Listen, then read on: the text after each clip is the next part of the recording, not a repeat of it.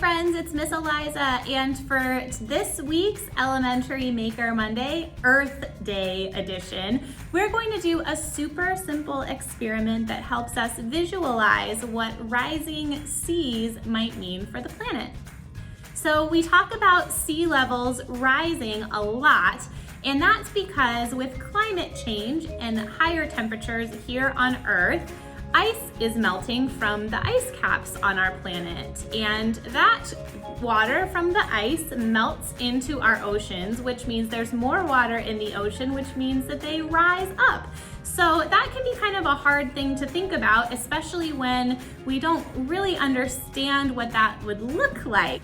So we're going to do this experiment, a mini version, to kind of illustrate what it actually means when we talk about the rising sea levels. So the first thing we're going to do is we're going to build our little landscape in a container. So you're going to want one that's watertight. It's helpful if it's clear so that we can see through the sides, but if not, that's okay too. You just want to make sure that it can hold water. So I've got a pitcher of water here, and we're going to add that over time. And then you're also going to want something to represent the Earth. So we're going to build an island, and we're going to use Play-Doh to do that, but you could also put in some rocks if you had a large rock. You could wrap something in tinfoil or make a big tinfoil ball and stick it to the bottom. As long as it's something that doesn't float, it would be a really good illustration to use as an island, and that's going to represent the land on our planet. So I'm just going to go ahead and build a little island here quick. You may also want some little things to put on top of your island if you had like a little leaf or something to look like a tree, or even like a little person or animal. We have a dinosaur today, which we're not going to be seeing on our planet anytime soon, but it was just a little toy that I could find. So we're going to just squish this Play-Doh. And again, you can use whatever you have on hand. It doesn't matter the size or shape of your island. It's just going to help us illustrate what we are talking about with sea level rise. So I'm just going to kind of form this into a ball, maybe with a little point on top to look kind of like a mountain on our island. I don't know. A little point that's a little bit higher up than the other one, and squish it down into that shape. And then I'm just gonna put that right into the bottom. So here's our little island. And then I'm going to add some water. So this is what the oceans kind of are gonna look like initially. So we're just setting up kind of our base level. All right, so we've got our little island, and I'm just gonna add some things to our island. So there's our dinosaur that I was talking about, and I'm just gonna put some of these little rocks in as well, just to kind of illustrate different things that might be on this island. And then we're gonna start observing what we're seeing with our little ocean landscape. So looking down from the top, you can see where the water hits our island right around the edge, and you can see this from the side as well. So if you come over to the side, you can see the spot where the water hits the island right in here, this little area, and you can see that most of the island is up above the water.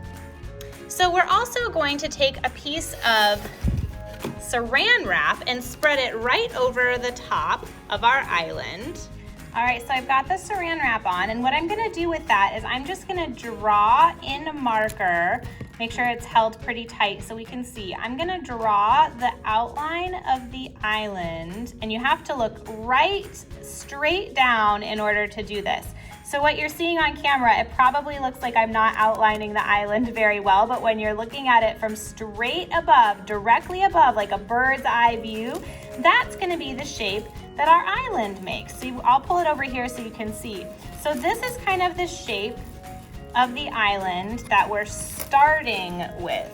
It's this shape. And then we'll put this saran wrap aside. As we add some water, we're going to keep our observations in mind and see what happens. So I'm gonna pour a little bit in. So as the ice melts, we can see that the sea level does start to rise a little bit.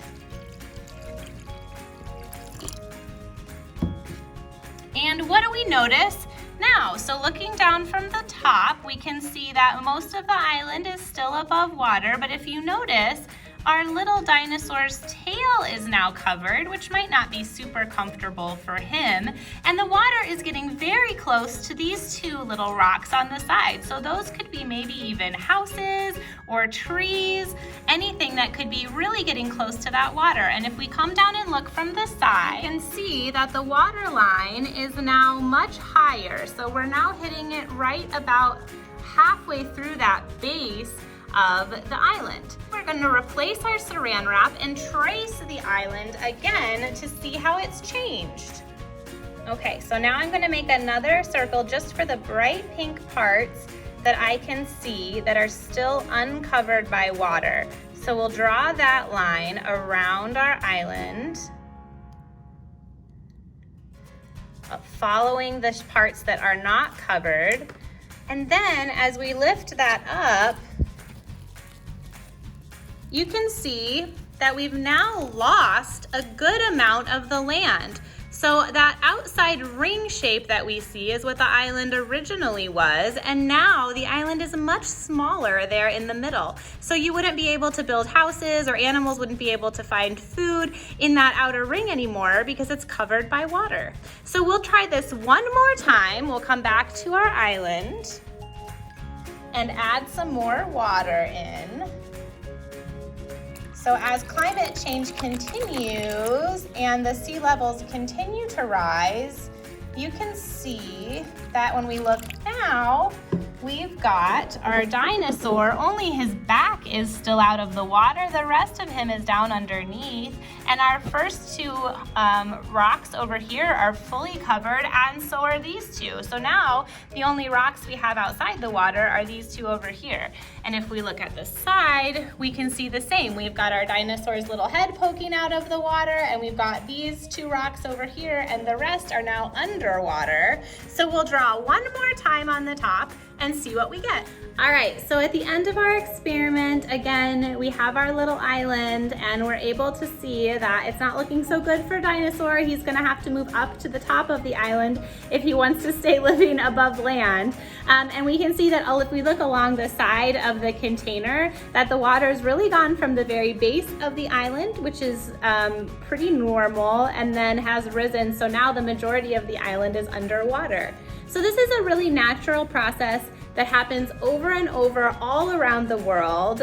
Sea levels rise and fall all of the time. We're just noticing that in our current times, there's been an accelerated rate of rise, and it's happening everywhere, which is not super usual. And so there's a lot of contributing factors to that. But what's important for this experiment is just to notice that even if you don't live close to an ocean, here in Iowa, we are very far away from any type of ocean. But you can see if you look at the map, there's going to be some changes that happen, right? Because a lot of people live right by the ocean, and as their land kind of gets closer and closer to the water, and water takes over more and more of that, the plants and animals and people that live in those parts of the world are going to have to move somewhere else. So as we spread more and more inland, trying to get on top of this sea level rise, that could create a lot of different situations in communities across the world. So we just want to be really conscious of that. This is also something that you can see not just on a global scale, but in real life all the time. The experiment that we did uses a theory called displacement.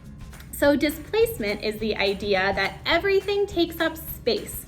So when you have something like this pool of water that we started with, and we put something in like an island, the space that that island takes up pushed that water out of that space, and that water had to go somewhere, so it rose up on the side, and that's called displacement. So what we're looking at when we talk about sea level rise is basically a large scale version of displacement. As ice melts, that water has to go somewhere. It goes into the ocean, and that causes the ocean to rise.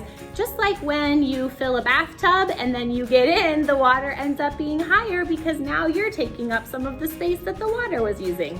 So the theory of displacement and the concept of sea level rise are very similar, and we can see them in this experiment. We hope that you learned something about sea level rise, and we will see you soon.